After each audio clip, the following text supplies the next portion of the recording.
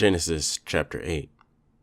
And Elohim remembered Noah and every living thing, and all the cattle that was with him in the ark. And Elohim made a wind to pass over the earth, and the waters assuaged.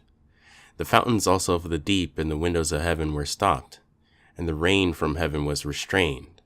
And the waters returned from off the earth continually, and after the end of the 150 days the waters abated.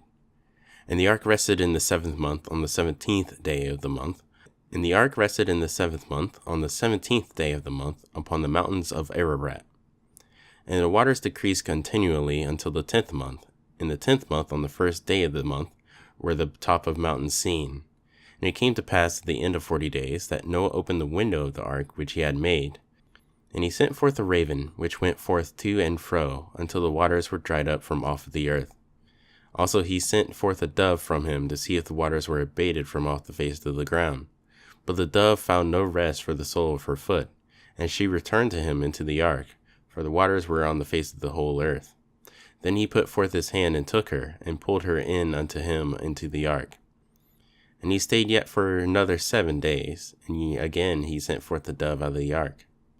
And the dove came in to him in the evening, and lo, in her mouth was an olive leaf plucked off.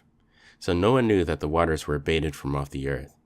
And he stayed yet other 7 days, and sent forth the dove, which returned not again unto him any more. And it came to pass in the 601st year, in the 1st month, on the 1st day of the month, the waters were dried up from off the earth. And Noah removed the covering from the ark, and looked, and behold, the face of the ground was dry. And in the 2nd month, on the 7th and 20th day of the month, was the earth dried. And Elohim spoke to Noah, saying, Go forth of the ark, you and your wife and your sons wife with you. Bring forth with thee every living thing that is with thee, of all flesh, both of fowl and of cattle, and of every creeping thing that creeps upon the earth, that they may breed abundantly in the earth, and be fruitful, and multiply upon the earth. And Noah went forth, and his sons and his wife and his sons' wives with him. Every beast, every creeping thing, and every fowl, and whatsoever creeps upon the earth, after their kind, went forth out of the ark. And Noah built an altar unto Yahweh, and took of every clean beast, And Noah built an altar unto Yahweh, and took of every clean beast, and of every clean fowl, and offered burnt offerings on the altar.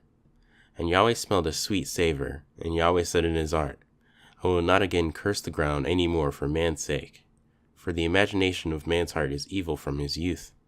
Neither will I again smite any more living thing as I have done.